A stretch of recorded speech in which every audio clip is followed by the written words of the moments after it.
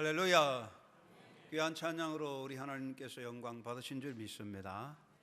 지난 한 주간에도 우리 주께서 평안과 기쁨으로 우리의 삶을 인도하여 주셨습니다. 감사와 영광을 돌리면서 오늘 또 부름받아 예배하는 여러분, 하나님의 현존 앞에 예배할 때 영과 진리로 예배함으로 예배를 통한 복과 말씀의 기쁨이 충만하시기 바랍니다. 인간 역사를 보면은 사람들이 모여서 공동체를 이루어 살아가면서부터 서로 간에 통하는 공동체적인 잣대, 기준을 세운 것을 볼 수가 있습니다. 그래서 미미하지만은 공동체적인 삶을 살고자 조그마한 사회에 기준을 세우고, 특별히 물건을 서로 교환하면서 물물 교환을 하고 서로 더불어 살아가기 위해서 기준을 세웠습니다. 그래서 저울이 생기고 잣대가 만들어지고 또 대를 만들었습니다. 무게는 저울로 달고 부피는 대로 달고 길이는 자로 재었습니다. 그리고 집을 세울 때 기둥을 세우기 위해서 다림줄이라는 단순한 도구를 만들게 되었습니다. 이러한 단순한 도구들은 인간 공동체가 더불어 사는 삶을 살아갈 때에 개별적인 욕구나 개별적인 기준에 매이지 않고 더불어 사는 공동체적인 사회의 공평한 삶을 위한 그런 노력이었다, 그렇게 볼 수가 있습니다. 더불어 사는 삶의 사회에서 자기 개별적인 생각과 주관과 자기 개별적인 어떤 기준을 따라가면 사회는 당장 무너지게 되겠죠. 그래서 공동체적인 기준, 함께 더불어 사는 그런 기준과 잣대를 세워야 했던 것이죠. 어떤 사회나 어떤 조직도 마찬가지입니다. 개개인의 생각과 줏대와 주장을 따라가면 결국 힘센 자가 다 주관해 버리게 되고 약한 자는 지배를 당하게 되므로 결국 그 조직은 와해되고 파괴되고 말 것입니다. 그래서 공동체는 힘이 있는 사람이나 약한 사람이나 가진 자나 못 가진 사람이나 다 함께 더불어 함께 살아가면서 공평하게 살아갈 수 있는 공평한 잣대를 세우게 되고, 그러한 원칙을 따라 함께 더불어 살아가게 되었던 것이고, 그렇게 함으로 인류 사회는 발전한 것입니다. 하나님께서는 신명기 25장 15절 말씀에 공정한 저울추를 두며 공정한 대를 둘 것이라고 말씀하고 있습니다. 우리가 사는 인간 사회는 임시 변통의 기구나 임시적인 처소는 아닙니다. 물론 하나님의 나라에 비교한다면 세상은 나그네 인생길이고 잠시 있는 임시 거처에 불과할 것입니다. 그러나 하나님께서 세우신 인간 사회도 하나님의 주권적 통치 아래 있고 하나님의 섭리를 따라 진행되어 가고 하나님의 나라가 이루어지기까지 사람들이 살아가는 삶의 터전이고 후세가 계속해서 살아가는 역사적인 삶의 현장이 인간 세상입니다.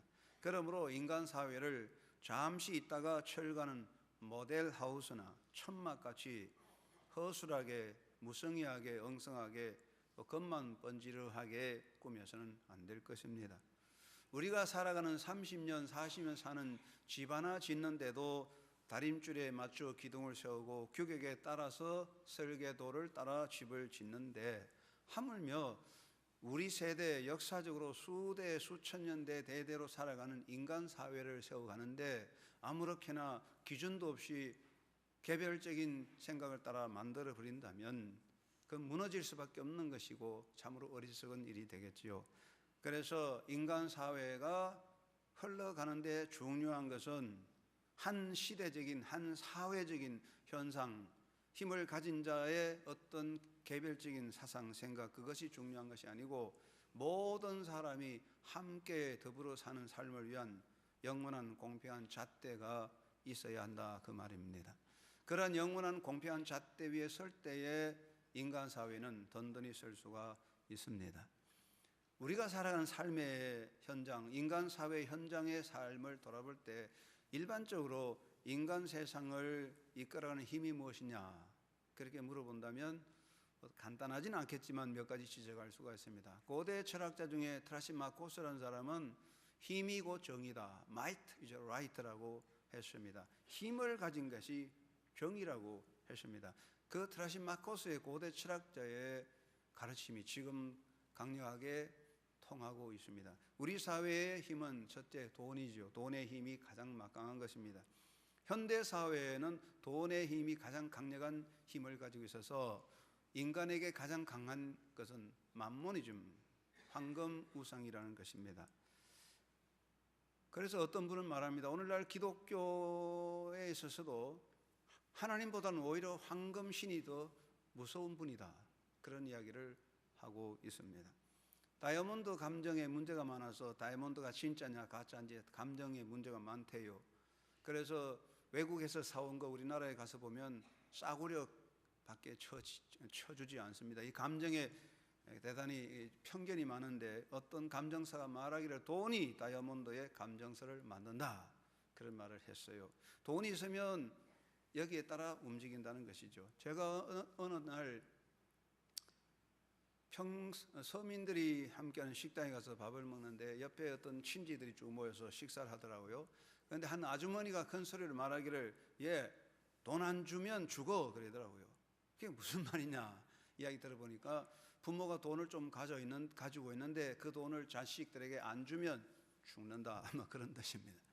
우리 사회가 얼마나 돈에 지배받고 돈 때문에 움직이는가 하는 것을 잘 말해주는 그런 한 모습이 되겠습니다. 그 다음에는 권력이라는 것이죠. 결국 권력이 지배하죠. 힘이 권력이잖아요. 권력이 있으면 돈이 있잖아요. 결국 사람은 권력 앞에 지배를 당하는 것이고 권력이 있으면 정의롭고 권력이 없으면 불법자가 되는 것이죠.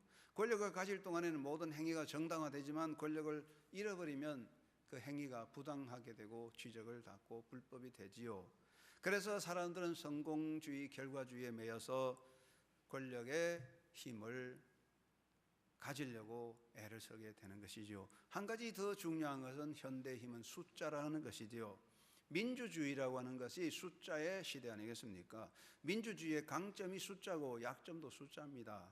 숫자가 많으면 옳은 것이고 숫자가 모자라면 모자라는 것이 되지요. 그래서 숫자에 의해서 선이 악이 되고 악이 선이 되는 것이 우리 시대입니다. 그래서 여론조사의 숫자라든가 GNP의 숫자라든가 주식 투자의 숫자가 우리를 지배하고 있습니다. 민주주의의 맹점이 숫자입니다. 숫자에 의해서 대중의 힘에 의해서 진리가 무너뜨려지는 것이 되고 거짓도 정의롭게 바꿔질 수 있는 것이 바로 이 대중의 숫자의 장난이라고 할 수가 있습니다. 어쨌든 우리는 인간 세상에 사는데 돈의 힘과 권력의 힘과 숫자의 힘의 지배를 받고 벗어날 수가 없어요. 우린 그 틀 안에 있습니다. 그런데 사람이 사는데 돈의 힘, 권력의 힘, 숫자가 중요하다면 이 돈의 힘, 권력의 힘, 숫자의 역사를 컨트롤할 수 있는 이것을 통합해서 이것을 잘 이끌어갈 수 있는 어떤 기본된 원리, 원칙이 있어야 되는 겁니다. 그런 잣대가 없다면 힘과 권력이 제 마음대로 움직여서 파멸을 일으킬 수밖에 없습니다. 요즘은 자동차들이 얼마나 성능이 좋은지 대단히 잘 달리는데 고급 자동차일수록 브레이크 시스템이 잘 돼 있는데 브레이크 시스템이 고장 나버리면 자동차는 살인 무기가 되는 것입니다. 공평한 잣대가 형성되지 못하고 공평한 잣대가 정립되어 공평한 잣대에 의하여 세상이 평가되지 아니할 때에 힘과 권력과 숫자는 엄청난 파괴를 만들어내는 것인데 우리 사회의 문제는 공평한 잣대가 없어져 가고 있다는 문제가 있습니다.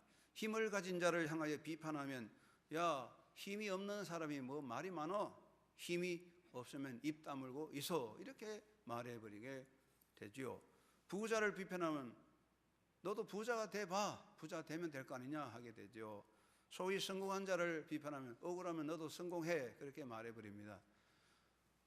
대형 교회된 교회를 향하여 비판하면 말하기를 너는 그렇게 못해서 뭐 질투가 많냐 자기는 못한 주제에 말이 많어 뭐 이렇게 대박아 버리니까 할 말이 없어지거든요. 그래서 정당한 비판이 건전한 비판이 형성되지 못하는 사회는 혼란과 잘못된 길로 갈 수밖에 없습니다.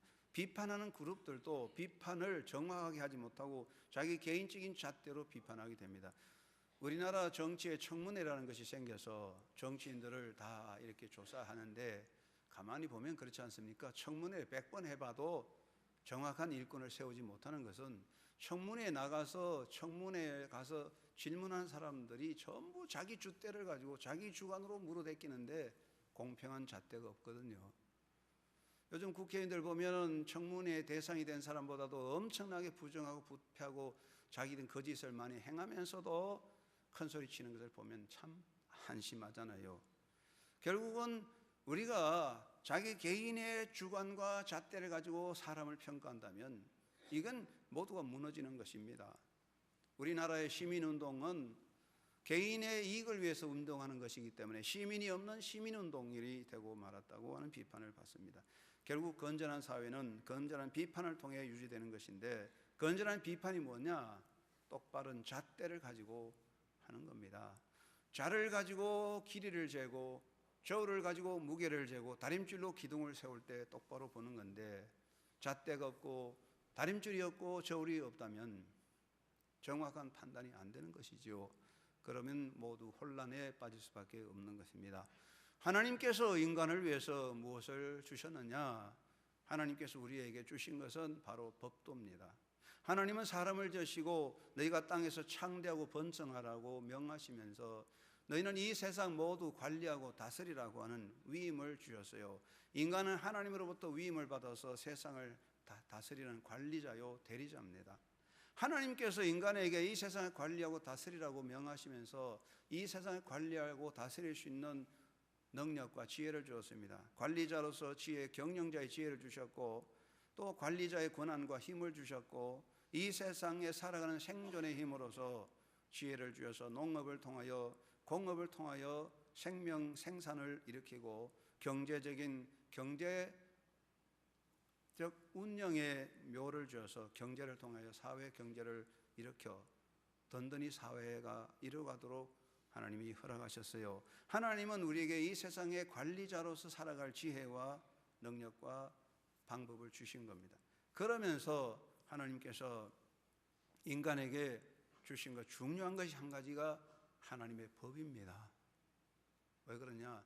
이 세상을 관리하는 인간들이 제 마음대로 자기 편견과 주관대로 해버리면 혼란에 빠져 무너지게 되기 때문에 하나님께서는 세상을 관리하고자 하는 인간에게 법을 주어서 이렇게 하라고 법도를 세웠습니다. 이것은 힘의 남용과 오용을 막는 것입니다. 힘을 가진 자가 자기 개인의 생각으로 힘을 쓰면 그 힘이 악의 도구가 되는 것입니다. 힘을 가진 자가 개인의 욕심을 따라 해버리면 그 힘은 큰 화를 일으키고 결국 그 힘으로 인하여 역사는 무너지게 되는 것입니다. 힘이 개인에게 집중되어 버릴 때, 특수한 사람에게 힘이 집중되어 버릴 때 그건 독재 군주가 되어서 결국 사회가 무너지는 결과를 일으키는데 그 대표적인 예가 바로 북한 김정은 정권이라고 하겠죠.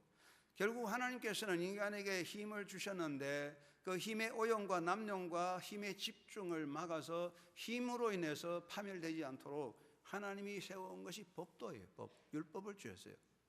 힘을 가진 자도 이 법을 따라야 된다. 그래서 하나님이 십계명을 주셨는데 여러분 성경에 나오는 하나님의 율법과 십계명은 모든 사람을 위해 주신 겁니다. 이 법은 제사장도 지켜야 되고 왕도 지켜야 되고 필부 서민도 지켜야 되는 것입니다.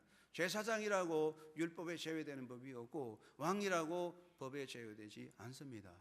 다윗이 법에 어긋났을 때 하나님이 그를 징계하셨습니다. 그러므로 성경에 말씀하는 이 율법은 십계명의 법도는 하나님께서 인간을 위해 주신 거예요. 세상을 이 법도를 따라 이 법도의 영원한 잣대를 따라서 세상이 움직여져야 된다고 그래야 사회가 든든히 선다고 하나님께서 사람을 위해서 법도를 주신 것이 그것이 영원한 잣대입니다.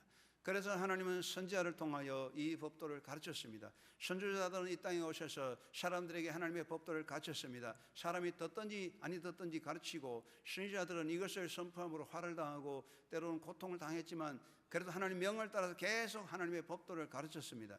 너희가 너희 길과 행위를 바르게 하라. 내가 이것을 행하면 복을 받으리라고 선포하고 그리고 너희가 이 법도를 지키지 아니하면 너희는 망한다고 말씀하셨습니다. 하나님은 아모스의 입을 통하여 말씀하시기를 주께서 가라사대 내가 다림줄을 내 백성 가운데 베풀고 다시는 용서지 아니하리라고 말씀하고 있습니다.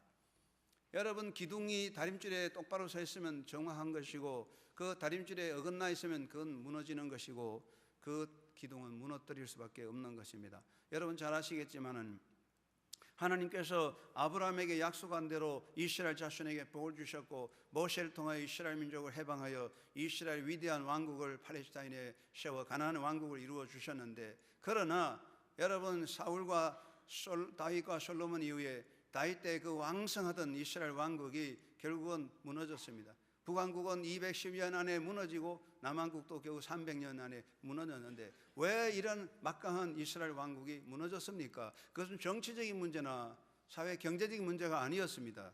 그것은 하나님의 세우신 다림줄에 비뚤어졌기 때문에, 하나님이 세운 다림줄에 어긋났기 때문에 이스라엘 사회 공동체는 저절로 무너진 것이죠. 아모스를 통해서 말씀하십니다. 내가 다림줄을 내 백성 가운데 세우리라. 다림줄에 비뚤어진 기둥은 무너지는 것입니다. 평안하고 바람이 불지 않고 조용할 때는 어떤 집이든지 든든한 것 같지만 태풍이 불거나 지진이 나면은 비뚤어진 집은 다 무너지는 것이죠. 결국은 다림줄에 똑바로 서지 못한 사회는 무너질 수밖에 없는 것입니다. 그래서 하나님은 인간을 위해서 영원한 잣대, 영원한 공평한 잣대를 세우셨습니다. 그것이 하나님의 법도입니다. 그리고 하나님은 인간들을 위해서 인간이 살아갈 수 있는 삶의 표본과 모범의 길을 제시해 주었습니다. 우리가 살아갈 때 어떤 목표를 보고 가면 똑바로 갈 수가 있습니다. 인생의 길의 목표가 무엇입니까? 그것이 바로 예수 그리스도십니다. 하나님은 인간의 영원한 삶의 잣대로 표본으로 예수 그리스도를 이 땅에 보내주셨습니다. 예수님은 참 하나님이고 참 사람이십니다. 예수님은 참 하나님으로서 우리의 메시아입니다. 우리의 구원의 주심입니다. 그는 길과 생명과 진리 되십니다. 우리가 예수 그리스도를 나의 구주로 믿을 때 우리가 죄사함 받고 구원받아 하나님의 자녀가 되고 영원한 하나님 나라를 누리게 되는 것입니다. 예수님은 구원의 메시아입니다. 그런과 동시에 예수님은 완전한 사람, 베레 호모, 참 사람입니다. 그는 완전한 사람입니다. 그는 완전한 사랑을 실천하고 그는 참 사람으로 살았습니다. 인류 역사에 참 사람으로 살아온 사람은 예수님밖에 없습니다. 독일의 유명한 무신론자 니체도 예수 그리스도 한 분만이 진실한 크리스찬이라고 그런 말을 했는데, 예수 그리스도는 완전한 사람, 완전한 사랑의 길을 걸어가셨으므로 그럼 우리는 그 예수 그리스도를 표본으로 바라보는 것이고, 하나님께서는 예수님을 우리의 삶의 영원한 삶의 잣대로 표준으로 세워 놓으십니다. 그러므로 예수님에게 맞으면 합격이고 예수에게 안 맞으면 그건 모자라는 불합격이라고 성경은 말씀하고 있습니다. 베드로전서 2장 4절에 예수님은 산 돌이라고 했습니다. 마태복음 21장 44절 말씀에 누구든지 이 돌 위에 떨어지는 자는 깨어지겠고 이 돌이 사람 위에 떨어지면 저를 가루로 만들어 흩어버린다고 말씀하셨습니다. 이 돌은 예수 그리스도를 말씀하고 계십니다. 요즘 도자기 전문가들이 많아요. 우리 교회도 도자기 전공하는 분이 있는데 이 도자기를 잘 만들면 진흙으로 도자기를 만들어 가지고 그리고 또 유액을 발라 가지고 용광로 가마에 넣어서 구워 가지고 과정이 많이 흘러서 좋은 도자기가 나옵니다. 이제 가마에서 불에서 구워서 도자기를 꺼낼 때 가만히 보니까 도자기 공이 손에 망치가 하나 있어요. 손에 망치를 하나 들고 있다가 가마를 열고 도자기를 꺼내가지고 살펴보고 마음에 안 들면 다 깨버립니다. 여지없이 깨버립니다. 자기 마음에 안 들면 이 사람 저 사람 나눠주는 거 아니에요. 나눠주면 좋겠는데 그 귀중한 거 다 깨버립니다. 왜 그러냐? 도자기 공이 볼 때 자기 생각과 기준에 안 맞는 도자기는 다 깨버리는 거예요. 그 망치입니다. 예수님은 도자기 공의 손에 들린 망치와 같은 거예요. 하나님의 기준에 안 맞는 것 때려 부셔버리는 것이 예수님의 망치란 말이죠. 그래서 예수님의 사랑과 예수님의 마음과 예수님의 길에 맞는 사람이 합격이고 거기에 어긋나면 어긋난 것이라고 말씀하고 있습니다. 하나님께서는 인류의 영원한 삶의 표준으로 사람됨의 사람을 우리가 참 사람의 삶을 살도록 하나님이 주신 것이 하나님의 말씀의 법도요 예수 그리스도입니다. 예수님은 영원한 삶의 표준이고 표대고 우리가 바라보아야 할 영원한 길이지요. 그래서 우리가 그분을 바라보고 거기에 맞춰가야 하는 것입니다. 하나님은 우리의 영원한 생명을 위해서 무너지지 않는 영원한 하나님의 나라의 행복을 누리도록 이 영원한 잣대를 세워주셨는데, 여러분 하나님이 세우신 잣대에 바로 서서 합격하고, 그래서 하나님과 함께 영원한 영광의 자리에서는 믿음의 승리자가 되기를 주의 이름으로 축원합니다. 그렇다면 우리가 첫 번째 명심할 게 무엇이겠느냐? 하나님 나라에 합당한 자가 되어야 할 것입니다. 한번 따라하겠습니다. 하나님의 나라에 합한 자가 되자. 사랑하는 여러분, 사도 바울은 우리의 시민권, 나의 시민권 하늘에 있다고 고백했습니다. 빌립보 3장 20절에 말씀하셨는데, 사실 사도 바울은 로마 시민권을 가진 사람이었습니다. 바울이 살아갈 로마 시대, 그게 바울이 살아가던 주후 50년 100년 사이에는 막강한 로마의 권세가 지배하던 때인데, 로마의 권세는 막강했기 때문에 로마의 시민권을 가진 사람은 어느 곳에 가든지 보호를 받고 감옥에 가지 않고 그런 권한이 심해 강하게 있었는데, 바울은 로마 시민권자인데, 그러나 바울이 말하기를 나는 로마 시민권자라고 자랑한 바가 없습니다. 나는 하나님의 나라의 시민권자라고 선포하고 있습니다. 그래서 바울은 로마 시민권자가 아니라 하나님의 나라의 백성으로서 살아가도록 최선을 다하고 하나님 나라에 합당한 자가 되도록 최선을 다한 사람이 사도 바울이었던 것입니다. 사랑하는 여러분, 누가 대한민국의 애국자입니까? 저는 대한민국의 애국자는 학자도 아니고 지식인도 아니고 종교 지도자는 아니고 인기 있는 권력자가 아니라 대한민국 헌법을 잘 지키는 사람이 대한민국 애국자라고 저는 생각합니다. 아무리 똑똑하고 권력 있고 아무리 종교의 위대한 지도자고 아무리 많은 사회적인 영향을 미쳐도 하나님의 법을 안 지키면 하나님 백성이 아니듯이 대한민국 법을 안 지키면 대한민국 백성이 아니고 그것은 불법자가 되는 것입니다. 비록 폐륜나 할지라도 대한민국 헌법을 잘 지키면 대한민국의 헌법의 보호를 받습니다. 도덕군자, 학자, 권력자, 종교 지도자라도 헌법을 안 지키면 국가적인 범죄자가 되는 것이므로 그는 하나님 나라뿐 아니라 대한민국의 반국가적인 죄의 처벌을 받을 수밖에 없습니다. 한국인이라면 능력과 재주, 실력을 따지기 전에 먼저 한국의 헌법을 잘 지키는 사람이 대한민국의 애국자고 대한민국의 거룩한 나라를 지키는 백성이 될 것입니다. 여러분, 우리가 하나님 나라의 백성이라면 무엇보다도 먼저 이 땅에 거할 동안에 하나님 나라에 맞는 자가 되도록 힘써야 할 것입니다. 나는 하나님 나라의 상속자로서 하나님의 나라에 합당한가를 늘 살펴보아야 할 것입니다. 사랑하는 성도 여러분, 성경에서 말씀할 뿐 아니라 우리 기독교 역사에서 가장 위대한 존재로 가장 위대한 숭고한 희생과 죽음을 꼽으면 순교자를 꼽습니다. 순교자의 희생과 죽음이 위대합니다. 그런데 여러분, 순교자도 죽고 순교자도 수고했는데 여러분, 우리 모두 다 죽고 수고합니다. 이 땅에 사는 여러분, 누가 수고하지 않고 땀 흘리지 않은 분이 어디 있습니까? 여러분도 얼마나 수고하고 애쓰고 살아왔습니까? 그리고 저도 여러분 다 때가 되면 죽습니다. 순교자도 죽고 나도 죽습니다. 그러면 왜 순교자의 죽음과 희생이 위대한 것입니까? 그것은 우리는 나를 위해서, 육신을 위해서 땀 흘려 수고하다가 죽었지만 순교자는 하나님의 나라를 위하여 땀 흘리고 수고하다가 죽었기 때문에 그 순교자의 희생과 수고는, 죽음은 영원한 생명의 가치가 있고 면류관이 있다고 말씀하는 것입니다. 사랑하는 한영교회 성도 여러분이요, 우리가 이 땅에 태어나서 내 육신을 위해 수고하고 내 영광을 위해 수고하고 내 노력을 통하여 나의 세상의 모든 욕망을 채울지라도, 그리고 우리의 모든 것을 가질지라도 결국 우리는 모두 한순간에 사라지는 존재입니다. 우리가 하나님의 나라를 위해서 하나님의 나라에 합당한 사람이 될 때에 그는 위대한 하나님의 나라의 영광을 누리는 승리자가 될 줄로 믿습니다. 여러분, 세상의 잣대에 매이지 말아야 됩니다. 세상의 성공 물질주의에 매여서는 안 될 것입니다. 이 땅에서 부자가 아니라도 기가 죽지 말아야 됩니다. 이 세상의 권력을 갖지 못할지라도 맥 빠지게 살아서는 안 됩니다. 세상에 힘이 없다고 해서 포기해서 안 됩니다. 세상이 유명하지 않을지라도 숨어 살 것도 아닙니다. 우리가 부자가 아니고 권력을 갖지 못하고 힘이 없을지라도, 우리가 유명하지 않을지라도 내가 하나님 나라에 합당한 사람이 되어 있다면 내 이름은 영원한 것이며 영원한 영광의 날이 우리와 우리 후대에게 이루어질 줄로 믿습니다. 문제는 하나님의 나라에 얼마나 합당한 사람이냐, 이것이지 세상의 기준은 아무것도 아닙니다. 내가 이 세상의 기준으로 위대한 존재가 되고, 내가 이 세상의 평가의 잣대로 완전한 성공자가 되고, 내가 세상의 기준으로 성공적인 모든 인기와 명예를 누렸을지라도 이 모든 것은 한순간에 소멸되는 것이고 모두가 거짓되게 끝나는 것입니다. 하나님의 나라에 합한 자가 될 때만이 우리는 영원한 승리자요 영원한 영광의 자리에 설 수가 있습니다.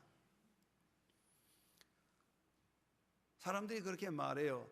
대한민국 사람들은 자기 자신을 잘 모르고 있다, 그런 말을 많이 해요. 한국 사람이 얼마나 풍요하게 잘 사는지 잘 모르고 있다고 그런 말을 자주 해요. 제가 이번에 지난 주간에 우리 전국 노숙자 복지 재활 시설에서 수고하는 종사자들과 함께 일본 기토교슈에 가서 그 홈리스 피플, 노숙자들 복지 시설을 돌아보면서 연수를 했는데 우리나라보다 훨씬 복지 시설이 잘 된 선진국이라는 것을 알게 됐습니다. 그러나 제가 일본을 면전에 오사카를 한번 가고 이번 두 번째 가는데 일본 갔다 오면서부터 느끼는 게 일본은 정말 정이 안 들더라고요.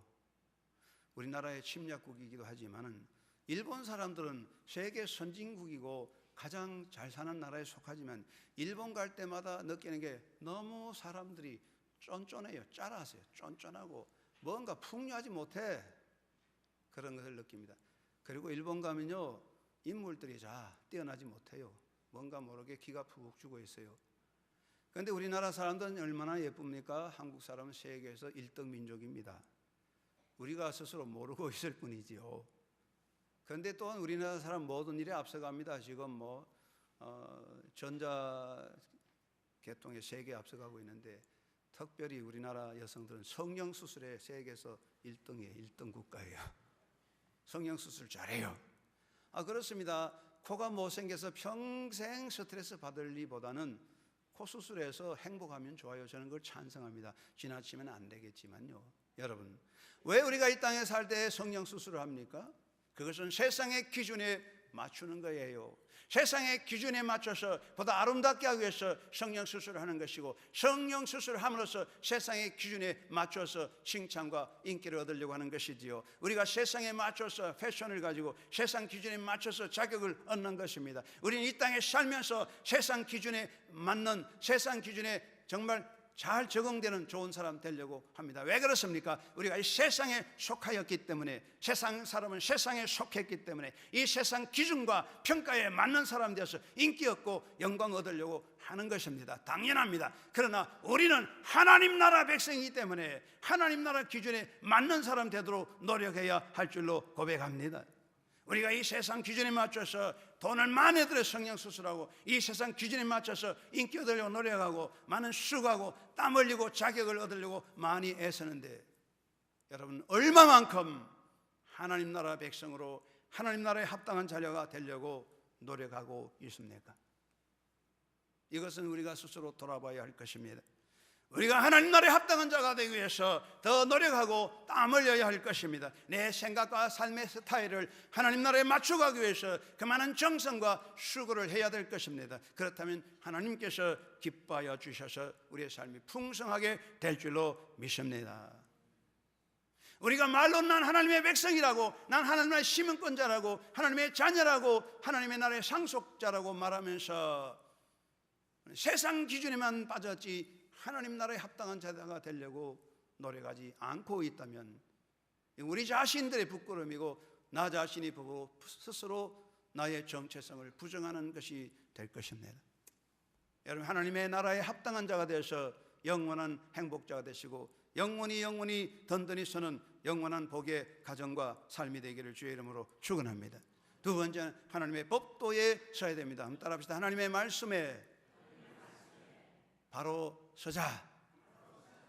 그렇습니다. 영원한 공평한 잣대는 하나님의 말씀이죠. 세상 사성도 바뀝니다. 세상의 영광도 다 바뀝니다. 세상의 모든 이념도 다 바뀌지. 세월이 지나가면 아무것도 남지 않는데 영원한 잣대는 하나님의 말씀인 것입니다. 여러분, 세월이 바뀌고 역사가 바뀝니다. 3000년 전이나 지금이나 사용하는 잣대는 똑같고 다림줄은 똑같습니다. 3000년 전이나 지금이나 다림줄이 변하지 않는 것은 그건 공평한 기준이기 때문입니다. 영원히 변함이 없는 잣대는 하나님의 말씀의 법도인 것입니다. 신명기 4장 1절 말씀에 이스라엘아 이제 내가 너희에게 가르치는 규례와 법도를 듣고 준행하라 그리하면 너희가 살 것이라고 말씀하고 있습니다. 우리가 무엇보다 하나님의 말씀의 다림줄에 나를 바로 세워야 할 것입니다. 다림줄에 비뚤어져 있는 기둥은 무너지는 것입니다. 겉으로는 멀쩡해 보여도, 겉으로는 안전해 보여도 다림줄에 맞지 아니하면 바람이 불거나 태풍이나 지진이 나면 다 무너지게 될 것입니다. 여러분, 우리가 안전해 보입니까? 든든해 보입니까? 우리가 세상의 기분 위에 서서 세상적인 것으로서 나는 성공했다고, 안전하다고, 아무 걱정 없다고 말합니까? 그러나 여러분, 하나님 말씀의 다림줄에 어긋나 있다면 한순간에 무너지고 마는 것입니다. 우리는 하나님의 말씀의 다림줄에 맞추고 하나님의 말씀의 저울에 달아서 무게를 가져야 할 줄로 믿습니다. 오늘 또 찬양을 잘하신 할렐루야 찬양대 여러분, 여성들만 대답해 보세요.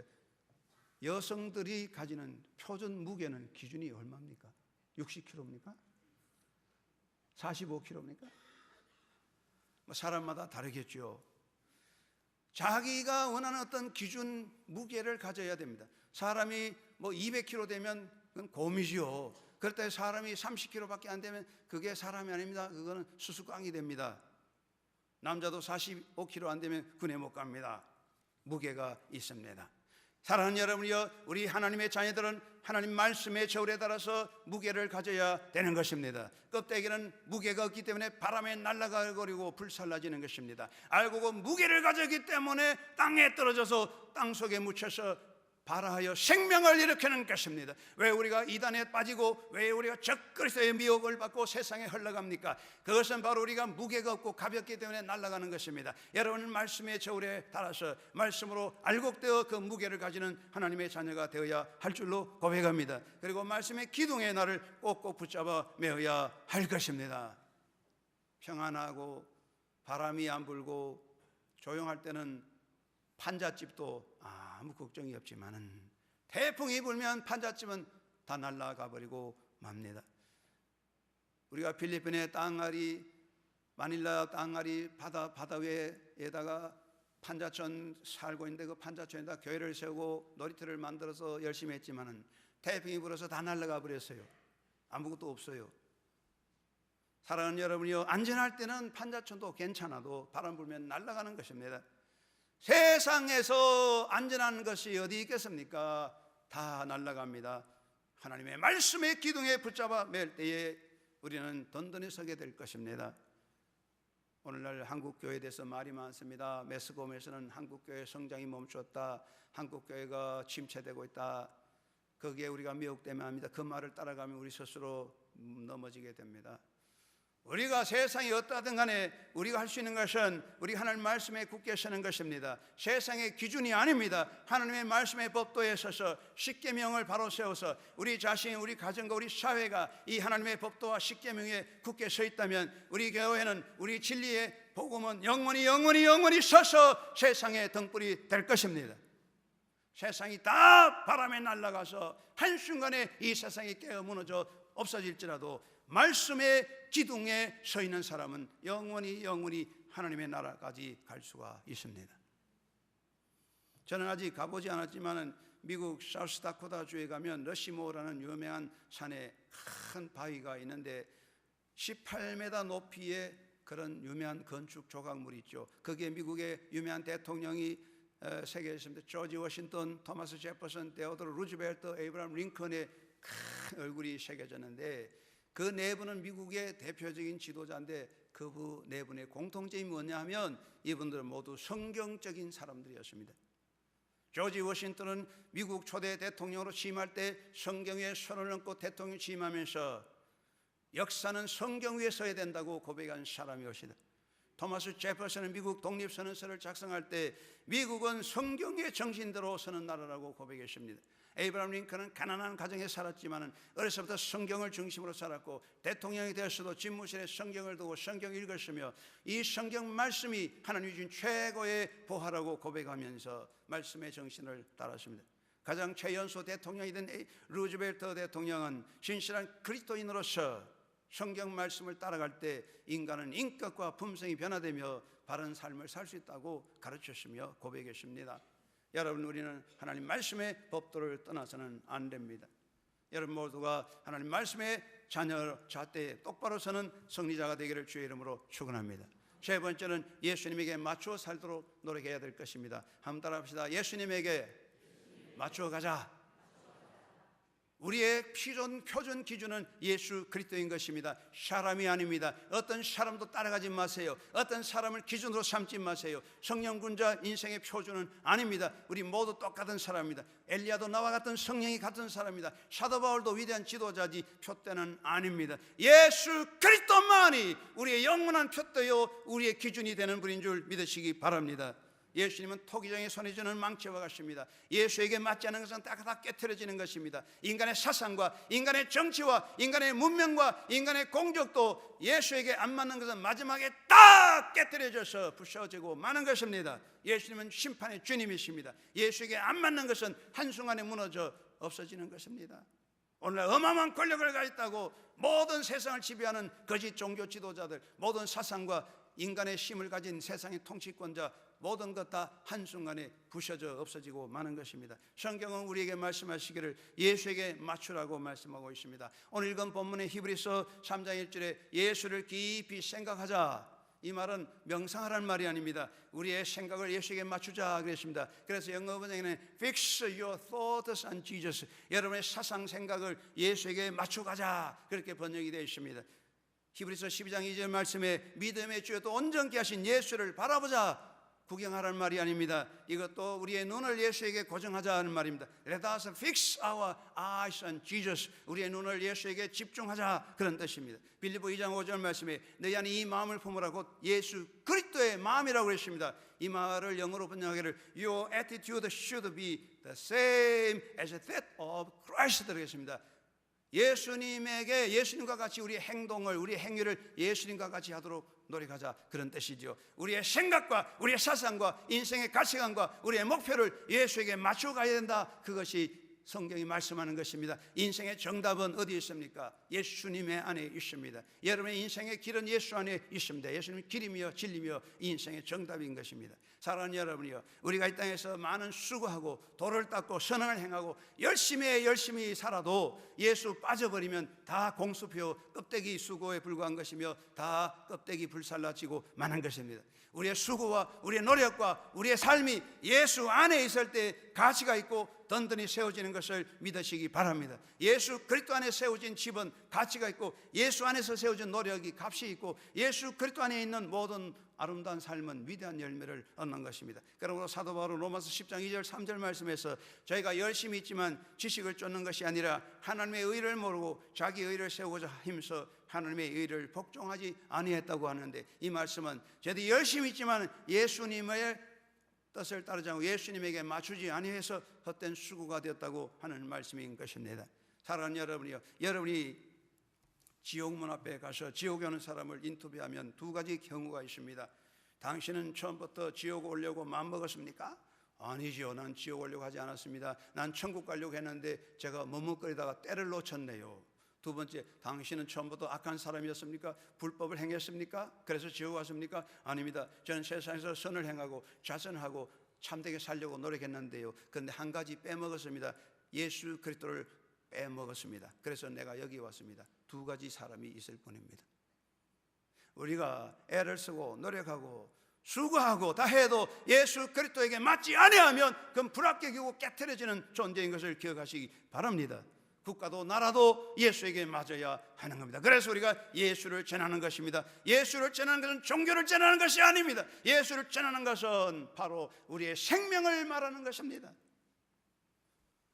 유명한 역사의 인물 도스토옙스키가 16살 때 자기 아버지가 농노로부터 살해되는 것을 보았습니다. 그래서 분을 품고 사회주의 운동에 뛰어들어서 사회주의 운동을 하다가 그만 잡혀서 사형 선고를 받게 되세요.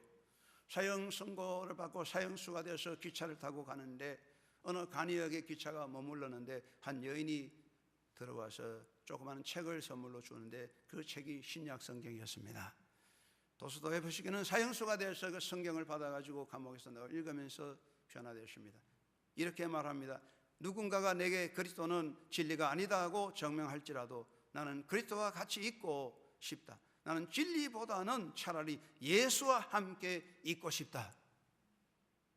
그렇습니다. 예수 없는 진리는 없고 예수 없는 삶은 없는 거지요. 예수에게 맞추면 합격자입니다. 세상에서 유명하냐 무명하냐, 세상에 가졌느냐 못 가졌느냐, 그런 건 별로 중요하지 않습니다. 모든 인기도 한순간에 사라지는 겁니다. 여러분이 예수에게 맞춰가면은 예수 그리스도와 함께 영원한 이름을 얻고 예수와 함께 영원히 왕노릇 할 것입니다. 그 복이 자손들에게 영원히 있을 것입니다. 하나님께서 우리를 위해 세우신 영원한 행복의 잣대는 하나님 말씀과 예수 그리스도입니다. 이것에 맞아갈 때 개인과 사회는 든든히 설 수가 있습니다. 여러분, 이 혼란한 사회 속에서 흔들리지 말고 하나님 말씀에 나를 맞춰 바로 세우고 예수 그리스도에게 맞춰서 오늘 또 예수님을 모시고 주님을 따라가는 삶으로서 아름다운 역사를 이루어 위대한 승리자가 되고 예수 그리스도와 함께 새로운 역사를 열어가는 하나님의 자녀로 예수 그리스도의 군병으로 나아가게 되기를 주의 이름으로 축원합니다. 하나님 아버지 감사합니다. 우리가 살아가는 세상이 혼란하고 흔들립니다. 잣대가 없습니다. 그런데 우리가 하나님 세운 이 말씀의 잣대와 예수 그리스도의 영원한 잣대에 나를 맞추어서 든든히 서고 흔들지 않는 반석 위에 서서 행복과 승리를 누리며 이 사회의 빛과 소금의 역할을 감당하는 성도들 되도록 우리 주님께서 저를 통하여 한영교회를 통하여 역사하여 주시옵소서. 예수님의 이름으로 기도드리옵나이다. 아멘.